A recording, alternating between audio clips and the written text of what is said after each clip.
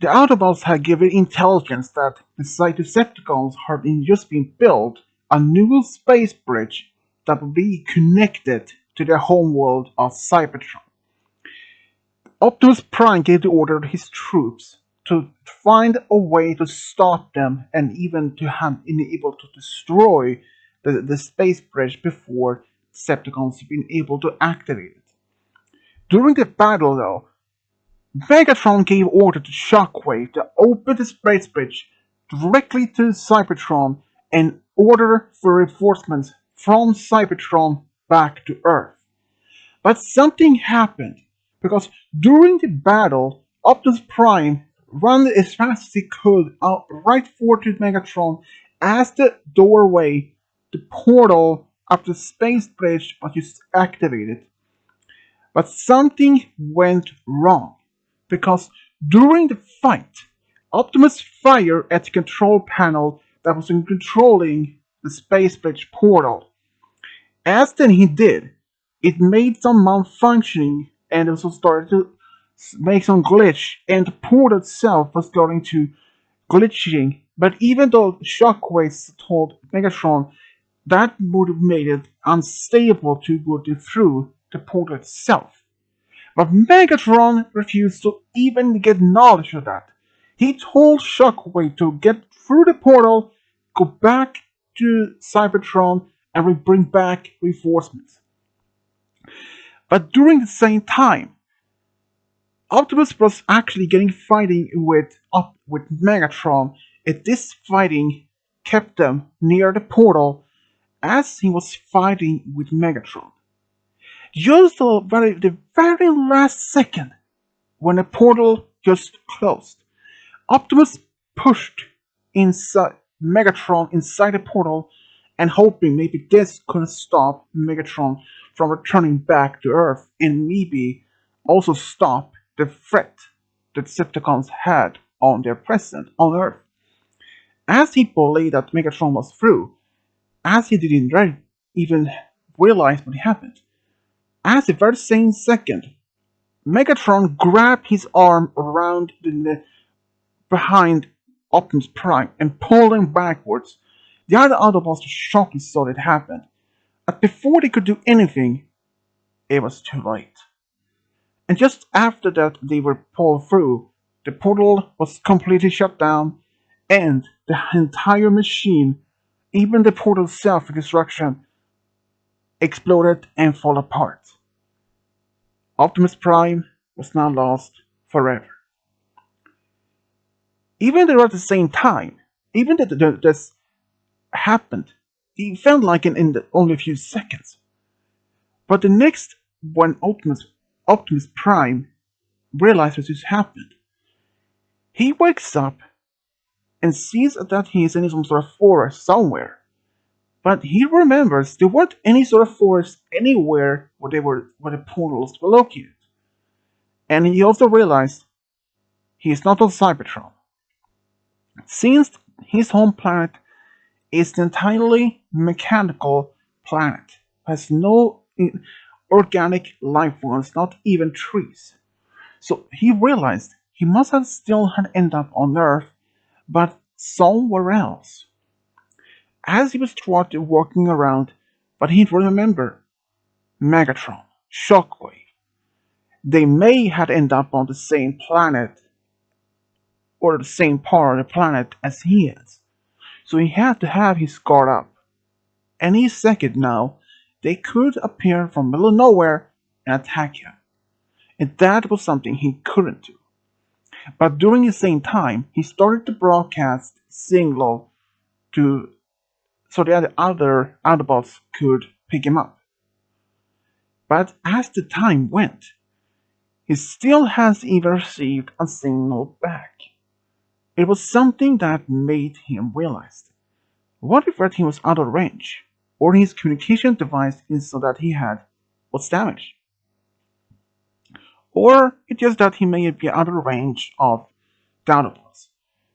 But in his mind, that would not be that much a problem, because his communication system that he was built in with was actually intergalactic subspace communicator So there wouldn't be in such much interference, or that his team member would easily would have picked up his signal by now. But even though, no answer, not even static. Maybe it wasn't that his communication was maybe damaged, or it just been simply that he didn't just pick up any of his team members' signal, or that they could just find him because maybe there was some magnetic statics in the atmosphere, like could have prevented. But since his communication was not just simple radio signal, since it's doing from subspace, like a pocket of dimension of in space, but he could try to continue walking. But as he walked, it was still very much deep of the night. That was another thing also. Since he was fighting against the Decepticons during the day, or as late afternoon, but he remembers planet Earth actually has different time zone. So even if he would end up on a planet somewhere else to do the nighttime, would explain a lot of things. So he decided to find a place where he could find some sort of protection, just in case if Cyber Shockwave or Megatron would find him. He did find some sort of cave outside of in the forest where he was located.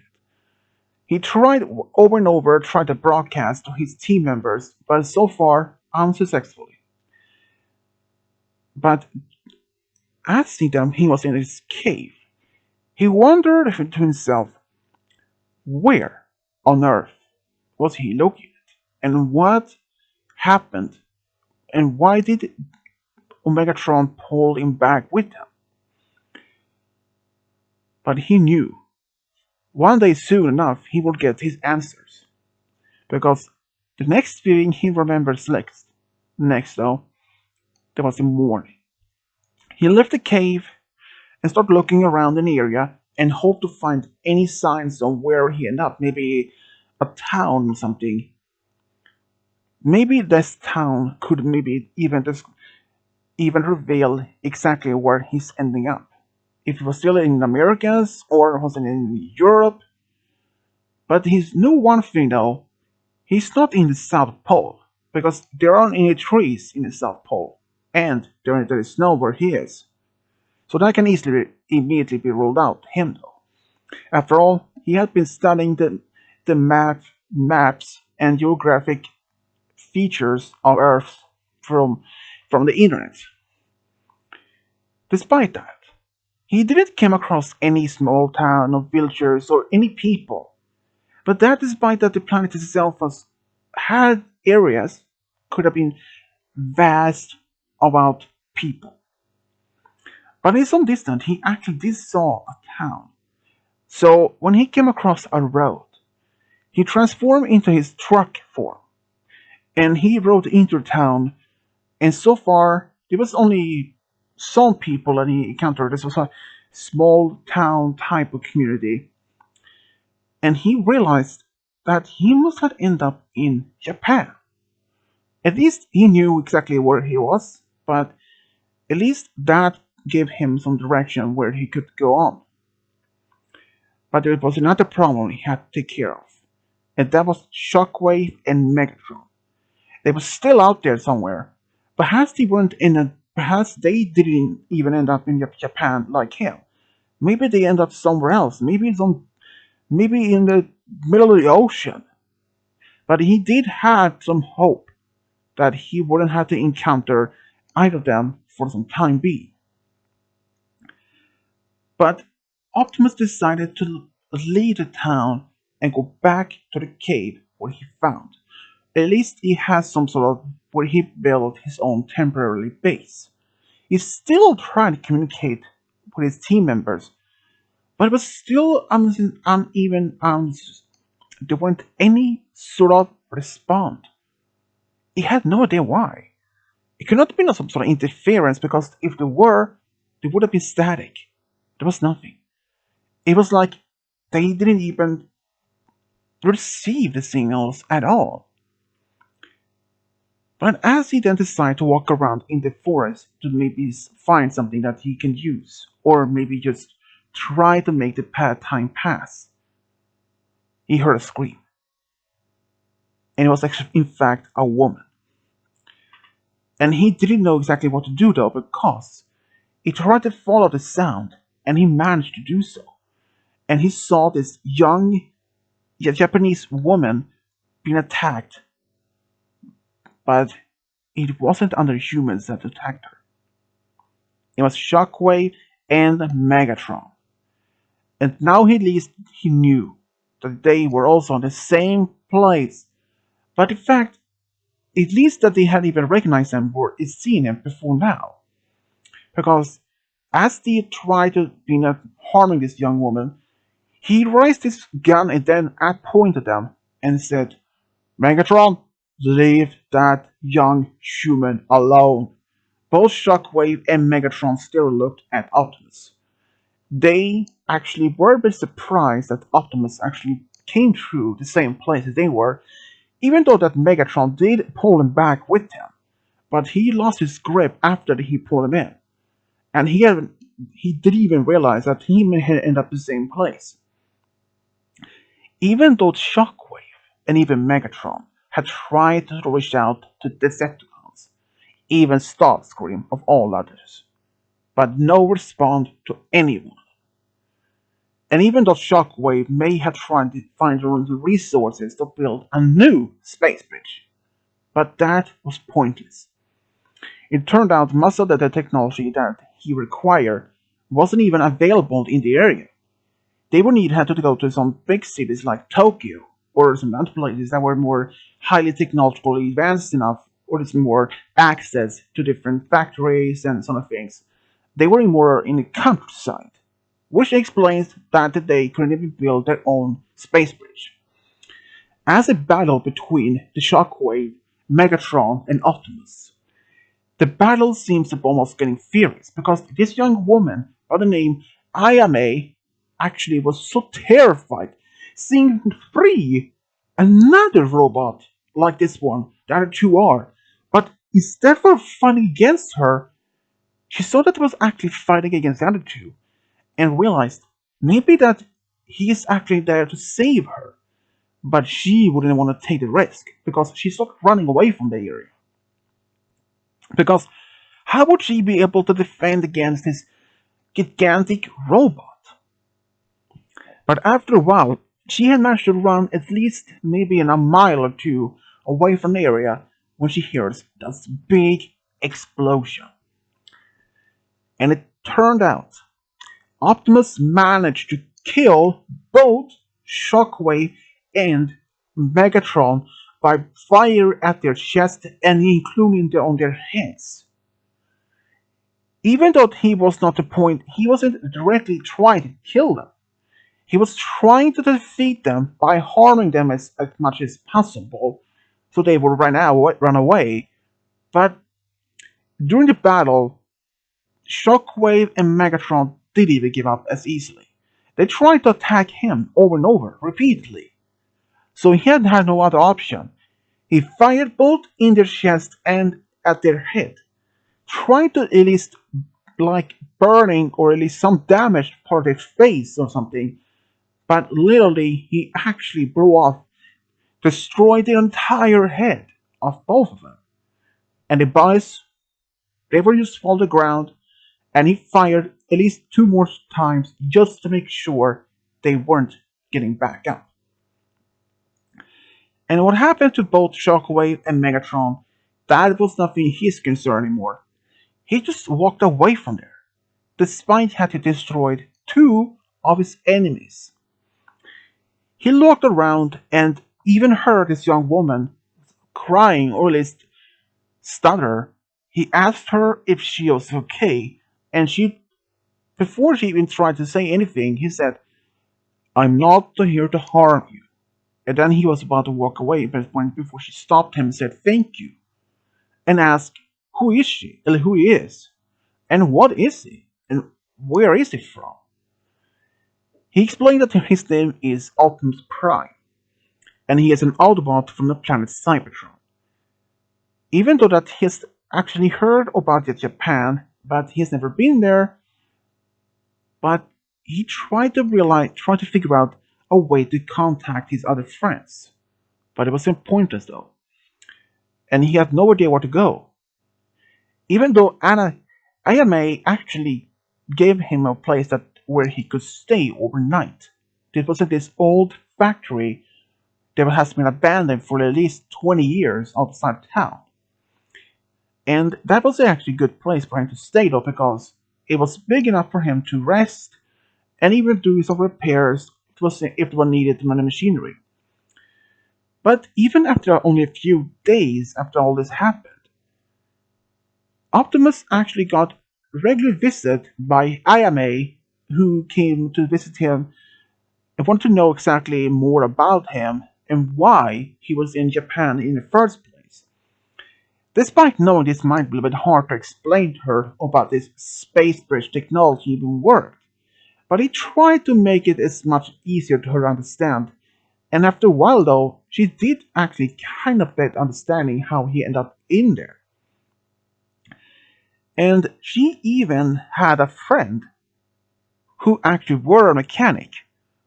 But there was one problem. She actually had offered her help this mechanic to look at Optimus. But he didn't even know if this mechanic were able to help him because he was a build of a different technology that was way more advanced than anything on Earth. But this mechanic was actually getting very interested and also was eager to learn more about these new things built from Optimus. But during his time with Ayame, he realized that after some time she did some research for him when back in town, hearing about some gigantic robots like him back in the Americas. But it wasn't. No signs at all. No news reports, no rumors or anything. So when she revealed this to Optimus, he had only one option or any possible theory why he hasn't received a signal back from his team members. He was in fact on Earth, but not the same Earth when he left. He believes that he somehow must end up on some sort of parallel or an ultimate universe Earth, where where Autobots and Decepticons never had any presence on Earth. And that would explain why Ayame could never find any sort of information about these alien robots on Earth, or especially particularly in the United States of America.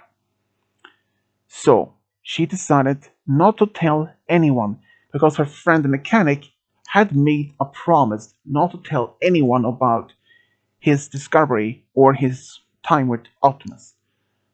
But all of this would change because one day there was this big forest fire, and this fire was about to threaten her home. And from that, she had only one option left to do: run away from town or ask Optimus for help. But that would also meaning that they had to reveal his existence to the people of town. But that was the only thing that they could do, because even they were not much as much to debate. Optimus said he would do anything that means to protect her town from harming.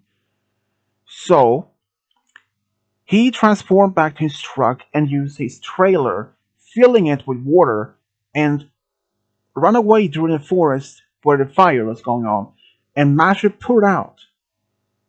And after the fire was gone, the people of the town was both amazed and shocked, seeing this gigantic robot just in front of the town. But Ayame actually told them he was a friend. He was there and he actually put out the fire that saved their town. Even though a lot of people in town was terrified and wouldn't first even were not gonna believe her. But after she made the case, telling them if he had even put out the fire, they all would had either left their home or have been died in the fires, and its entire town would have been burned down. And that makes actually a good point to everyone else, because he wouldn't have the reason to sacrifice his own life, or even despite he could maybe survive the fire, but why would this strange alien robot do anything to save them? Because in their mind, he probably was saw himself as superior and superior alien race compared to humans. But he saw himself as equal as the humans, despite being another different life form. And he even said that to the people of town. And soon enough, only a short time later on, his existence became public known in entire Japan, and soon even the entire world. People started interviewing him for newspapers, even TV news reporters, everything. Despite knowing he might be the only one of his kind on Earth, he had actually been offered by some scientific research institutions around the world to make help try to replicate the portal to make a space bridge after his blueprints, if he was willing to do so, as maybe as a way to send him back where he came from. But despite knowing that might not end up in the same world as he came from, as he was told about this, Ayame actually felt a bit heartbroken, because during this time she had actually fallen in love with Optimus. Because not only that, he has been so kind to her, helped her to rebuild her town for some damages, and even helped her to remove some old trees that had after fire. And from that point, she even told him that. But she wasn't even expecting that he would even be possible to express any sort of emotions, or maybe he wasn't even capable of doing so. But to her most shock, though, he actually could express emotions, and that gives him a very strong indication he did care about her. But at first he saw her as a friend. But he didn't even mention anything else though, because he had often been asked of some of the townspeople if he is going to leave their town and go outside the world, or maybe leave the planet entirely to go back to his own planet in space. Hearing those questions also made her heartbroken. But he said no. He had actually made Earth as his new adopted home. Maybe that Cybertron was abandoned back even now in this universe. So he decided to stay on Earth. And that made her, though, of course, Ayame a little bit happier. But after some time, she actually did reveal her feelings for Optimus. And to her big amazement, he actually had a crush on her also.